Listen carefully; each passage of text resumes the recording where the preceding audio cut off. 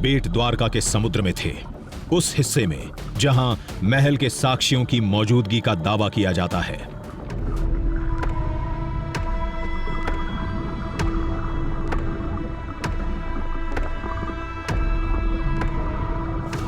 हम तेजी से गहराई में उतरते जा रहे थे जो हमें नक्शे में बताई गई थी, और हमें जल्द ही सफलता मिल गई।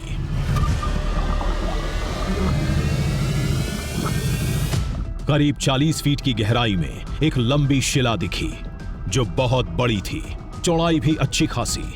यह जरूर किसी बड़े निर्माण जैसे किसी राजमहल का हिस्सा होगा।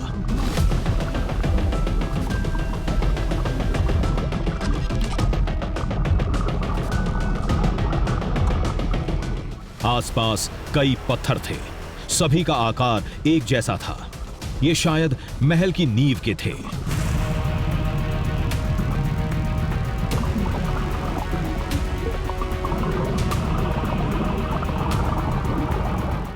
इनमें छेद बने थे, ये जरूर नींव की मजबूती उसकी इंटरलॉकिंग के लिए होंगे। मुझे बिल्कुल यकीन नहीं हो रहा है कि हम शायद 5000 साल से भी पुरानी श्री कृष्ण के राजमहल के अवशेष देख रहे हैं। ये दृश्य अलौकिक है, अलौकिक।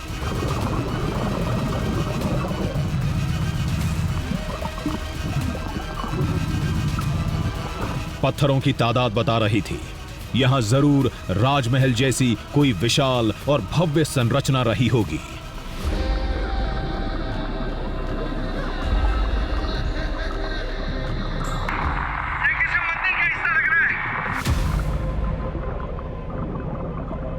यहां इंसान के हाथों तराशे पत्थरों की भरमार थी।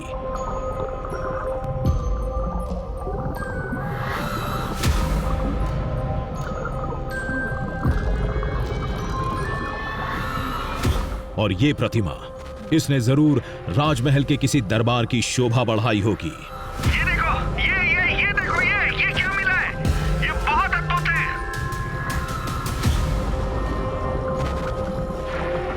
ये क्या? ये तो एक रिंग जैसा दिख रहा है, किसी स्तंभ का आधार होगा। अद्भुत, अद्भुत है ये। ऐसा लग रहा है जैसे हम उस द्वापर युग को, उसके माहौल को फिर से महसूस कर रहे हैं। अब कोई शक नहीं है कि ये जरूर राजमहल के ही अवशेष हैं। ये सारी चीजें राजमहल की ही हैं।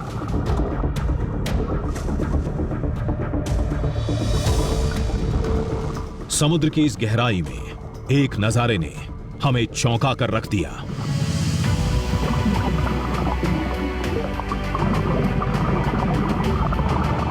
देखने में पिरामिड जैसा लग रहा था। यह किसी स्तंभ का निचला हिस्सा होगा।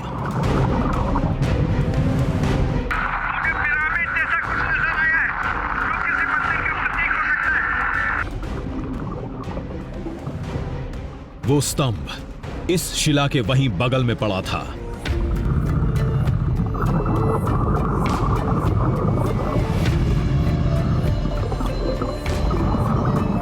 हम और गहराई में गए, इस बात से बेखबर कि आगे जो दिखने वाला है वो इस खोज को एक नई ऊंचाई पर ले जाएगा।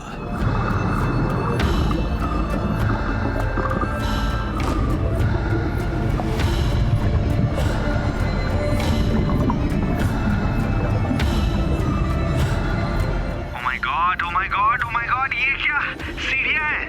हाँ, ये वही लग रहा है, शायद राजमहल की सीढ़ियां जिस पर कभी भगवान श्री कृष्ण के चरण पड़े होंगे।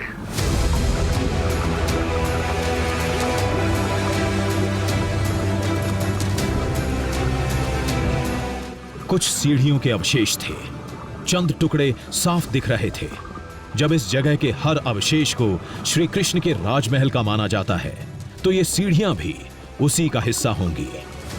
अब कोई शक नहीं है कि ये जरूर राजमहल के ही अवशेष हैं। ये सारी चीजें राजमहल की ही हैं।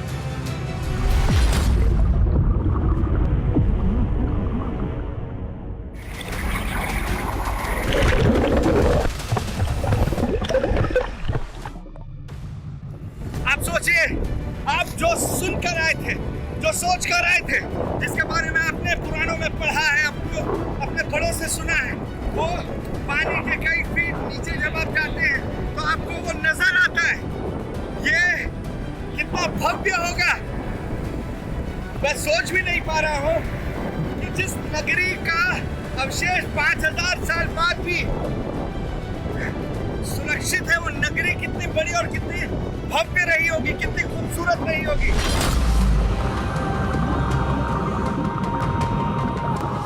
यही वो अवशेष थे जिन्होंने उस 5000 साल पुरानी श्री कृष्ण की द्वारका नगरी को पौराणिक से ऐतिहासिक बना दिया। जिसे काल्पनिक माना जाता था, उसके वजूद को साबित कर दिया। जहां आज द्वारकाधीश मंदिर और बेट द्वारका है, श्री कृष्ण की प्राचीन द्वारका यहीं थी। इस बात की गवाही पुराण भी देते हैं। रही बात अवशेषों की, तो इनमें से कुछ की आयु 5000 साल से ज्यादा आंकी गई है, लेकिन गहन जांच पड़ताल के बाद ज्यादातर अवशेष 4000 से 4300 साल पुराने माने गए हैं। लेकिन शोध और द्वारका के इतिहास से जुड़े लोगों का मानना है, अगर समुद्र में और खोज हो, खुदाई और गहरी की जाए, तो पूरी की पूरी संपूर्ण द्वारका मिल सकती है।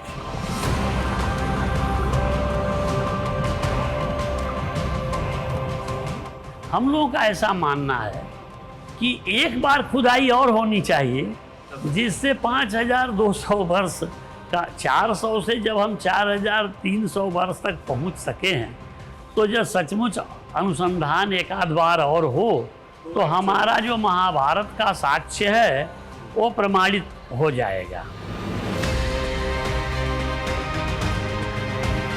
जहां तक बात एक प्राचीन शहर के ईंट पत्थरों की है, तो उसके वजूद को वैज्ञानिक जांच पड़ताल तय कर सकते हैं। जब बात भगवान की बसाई एक नगरी की आती है, तो लोगों के लिए द्वारकाधीश मंदिर और बेट द्वारका ही संपूर्ण द्वारका नगरी है, जहां के कण कण में भगवान श्री कृष्ण से जुड़ी आस्था